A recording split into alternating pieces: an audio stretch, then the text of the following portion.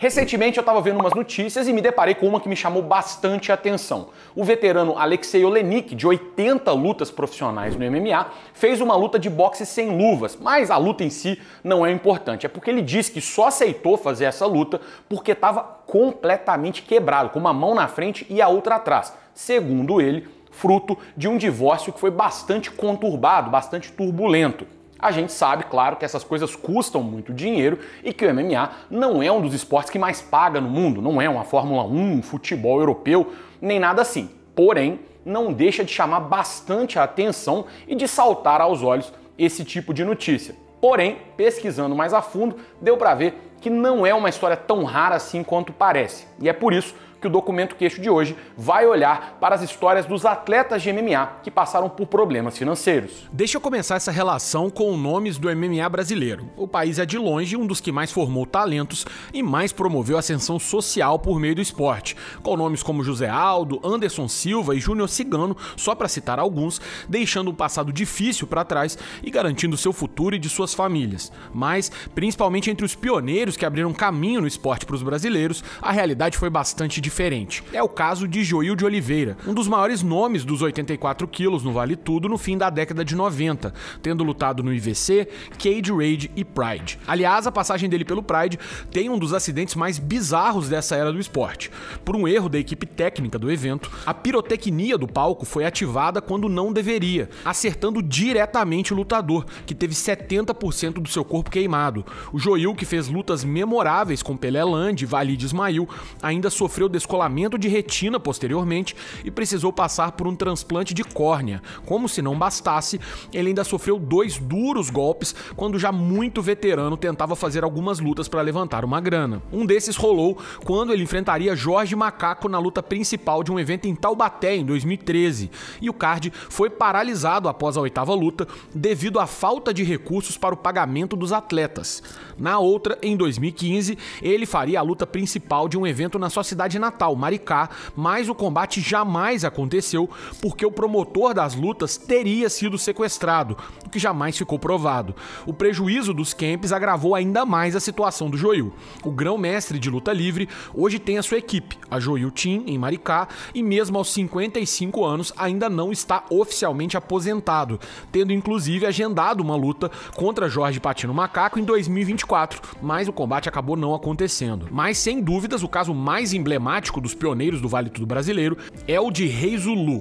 O jornalista Marcelo Alonso, que aliás eu agradeço bastante por ter me ajudado nessa pesquisa, inclusive disse que ele é como se fosse um Garrincha do MMA. Casimiro do Nascimento Martins, ou Rei Zulu, como ficou conhecido, chegou a ser apontado por Rickson Gracie como seu adversário mais duro. Antes dessa luta contra Rickson em 1980, quando o Vale Tudo sequer sonhava em ser um esporte organizado, que dirá o MMA, o Zulu já tinha feito literalmente centenas de lutas no Nordeste. Porém, o timing não ajudou o lendário lutador, já que quando o Vale Tudo começou a ter eventos organizados e com pagamento de bolsas, ainda que modestas, nos anos 90, ele já tinha mais de 40 anos de idade. Ainda assim, prestes a completar 50 anos, ele fez a sua única luta internacional profissional, diante de Enzo Inoue no Shooto 2, lá no Japão. Rei Zulu ainda seguiu lutando até os 62 anos. Com problemas de saúde decorrentes de 2 AVCs, ele teve que contar com a ajuda de amigos, fãs e até ex-adversários para arcar com custos médicos e despesas do dia a dia. O filho dele, o Zuluzinho, foi um nome marcante no Pride, onde chegou invicto e chegou até a enfrentar o Fedor Emelianenko. Assim como o pai, no entanto, o Zuluzinho também teve momentos de dificuldade. Em 2018, o gigante de 2,1 metros de altura diz que só não passou fome, mas que teve que trabalhar em escala dupla e até tripla enquanto treinava para algumas lutas internacionais que tinha conseguido. Mas se engana quem pensa que esse tipo de coisa só acontece no Brasil. Grandes nomes do MMA internacional, apesar do reconhecimento global que adquiriram e também da exposição oferecida pela maior máquina promocional dos esportes de combate, também passaram por situações complicadas. Tal qual os pioneiros do MMA / Vale Tudo brasileiro, foram poucos os gringos que desbravaram o Ultimate Fighting Championship e que conseguiram uma grana legal. As exceções ficaram a cargo de quem já era relativamente bem de vida àquela altura e os que se mantiveram ativos tempo suficiente para coletar os cheques quando o esporte ganhou mais popularidade nas décadas seguintes.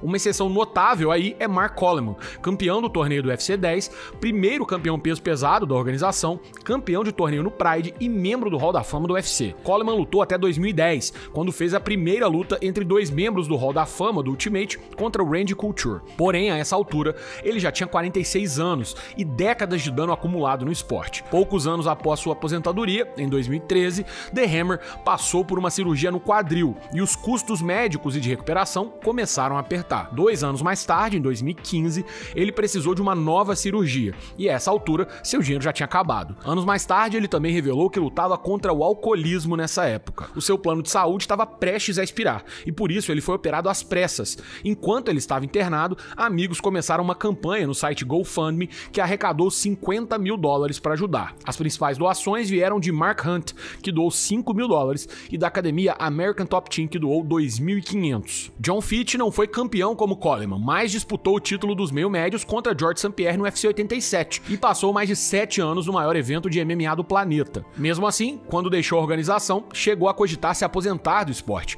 por considerar que o MMA não lhe dava condições de sustentar a sua família, ou pelo menos nada muito melhor do que o seu diploma em educação física pela Universidade de Purdue pudesse oferecer. Em entrevista antes da sua estreia no então World Series of Fighting, atual PFL, o Fitch abriu o jogo e inclusive apresentou números. Nesse tempo todo eu ganhei $1.020.000. Parece muito, mas foram 18 lutas, pouco mais de 50 mil por luta. Desse valor, ainda é preciso descontar os impostos, cerca de 21%. Depois, mais 20% para o empresário, a taxa de academia, o custo de viagem, suplementação, equipamento, ou seja, não sobra tanto assim, e olha que eu estava no grupo de atletas que recebia mais. Desde então, o Fitch se tornou uma das principais vozes na questão de pagamento de atletas de MMA e um dos líderes da ação coletiva movida contra o Ultimate, que no início de 2025 foi encerrada em um acordo avaliado em $375 milhões.